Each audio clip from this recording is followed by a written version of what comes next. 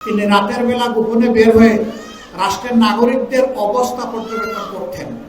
এক রাতে মরুভূমি ভাড়ি দেওয়ার সময় দেখলেন টিপ টিপ আলো জ্বলছে মরুভূমির বুকে। বললেন এত গভীর রাতে ওখানে আলো জ্বলে কেন, যাই ওখানে দেখি।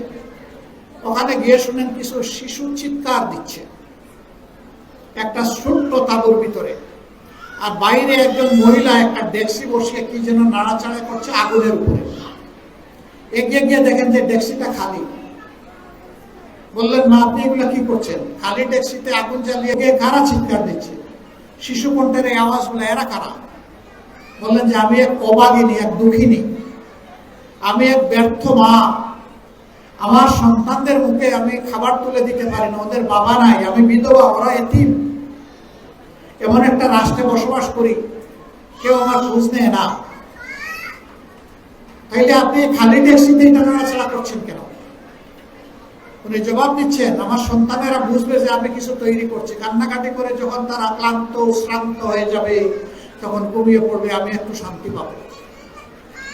এই জন্য আমার এই কসরত। আমি রওনা করেছি মদিনার দিকে। আমি ওই দুর্দান্ত শাসকের মোকাবেলা করে তার মুখের উপর দুটি কথা বলতে চাই যে আমি এই দেশের নাগরিক, তিনি আমার খোঁজ নিচ্ছেন না কেন? তিনি বললেন মা আমি যাচ্ছি এবং আমি আবার আসছি। তিনি গেলেন, গিয়ে তার স্ত্রীকে বললেন তড়িঘড়ি আমাকে কিছু খাবার তৈরি করে দাও। কিছু খাবার তৈরি করে খামির এবং রুটি নিয়ে তিনি তার সঙ্গীতের সাথে নিয়ে আবার ওখানে পৌঁছে। ওরা ক্লান্ত হয়ে ওই মহিলা সহ সবাই ঘুমিয়ে পড়ছে। বসে অপেক্ষা করলেন যতক্ষণ পর্যন্ত তারা জেগে না উঠে, অন্তত একজন জেগে উঠে। ওই পেটের ক্ষুধা তো বেশি সময় ঘুমাইতে পারে না, ঘুম ভেঙে গেছে। খলিফাতুল মুসলিমিন বললেন যে আমি কিছু খাবার নিয়ে এসেছি আপনার সন্তানদের জন্য, আপনিও খাবেন, সন্তানদেরকেও খাওয়াবেন। পেট ভরে খেলেন তৃপ্তির সাথে, শুকরিয়া আদায় করলেন, কৃতজ্ঞতা জানালেন। বললেন যে আপনি কে? বললেন যে না আমি কেউ না, আমি আপনার মতোই একজন সাধারণ নাগরিক। তবে আপনাকে আমি আগামীকাল কিছু সহযোগিতা করতে চাই। আপনি যেভাবে খলিফার দরবারে যাবেন, সেখানে আপনার কথাগুলো সুজাসাপটা আপনি বলবেন, আমাকে সেখানে পাবেন, আমি আপনাকে সাহায্য করব। মহিলা গিয়েছেন, খলিফার অপেক্ষা করতেছে। খলিফা বসে আছেন, তার কাজকর্ম করছেন, আর তিনি দূর থেকে দেখছেন যে ওই মহিলা তার বাচ্চাদের নিয়ে আসে। তিনি কিছু বলছেন না, সারপ্রাইজ দেওয়ার জন্য। একটা পর্যায়ে মহিলা কাউকে জিজ্ঞেস করেছেন যে খলিফা আসবে না? বলে যে ইনি তো খলিফা। ও উনি খলিফা? সামনে গিয়ে হাজির হয়ে বলে আমাকে ক্ষমা করবে। কেন আপনাকে ক্ষমা করবে? যে আমি অনেক মন্দ সন্দ আপনার মুখের উপর বলেছি, আপনিই তো সেই ব্যক্তি যিনি আমার এই দুঃখের সময় খবর নিয়েছেন।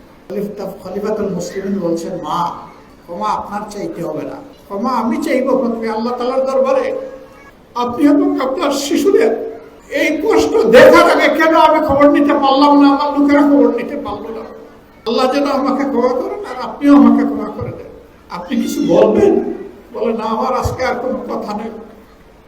খলিফাতুল মুসলিমিন মালখানার জিম্মাদারকে ডেকে বললেন এই মাস থেকে পরিবারের জন্য নিয়মিত অ্যালটমেন্ট, এটা যেন যথাযথভাবে তাদের হাতে যথাসময়ে পৌঁছে যায়, কোনো দেরি যেন না হয়। আর এখন হাতে কিছু দিয়ে দেন ওই প্রথম অ্যালটমেন্টটা পাওয়ার আগে খরচপাতির জন্য। আলহামদুলিল্লাহ আমরা তো এমন একটা সমাজ চাচ্ছি যে এই সমাজের শাসকরা মাপ চাইবে জনগণের কাছে তাদের ত্রুটির ঘাটতির জন্য। তারা কারো কাছ থেকে অ্যাপ্রিসিয়েশন চাইবে না, বাবা চাইবে না, কোন স্লোগান চাইবে না, অমুক ভাই তমুক ভাই জিন্দাবাদ জিন্দাবাদ, এটা চাইবে না। তাদের অন্তর ভয়ে কাঁপবে জনগণের এই বোঝা আমার কার্ডে যেটা দেওয়া হয়েছে আমি বহন করতে পারছি কিনা। জামাতে ইসলামী ওই লক্ষ্যেই কাজ করছে। সুতরাং আপনারা পরিষ্কার বলবেন যে একটা ইনসাফ ভিত্তিক সমাজ জামাত কায়েম করতে চায় কোরআন এবং সুন্নাহর আলো। আমরা আপনাদের মায়া চাই, ভালোবাসা চাই, সমর্থন চাই, দোয়া চাই। আমরা কনফিডেন্ট ইনশাআল্লাহ যদি আগামী নির্বাচনটা সুষ্ঠু হয়, ভালো হয়, তাহলে তরুণ সমাজ এবং মায়ের জাতি ইনশাআল্লাহ এই দেশে আগামীতে আলো ছড়াবেন ইনশাআল্লাহ।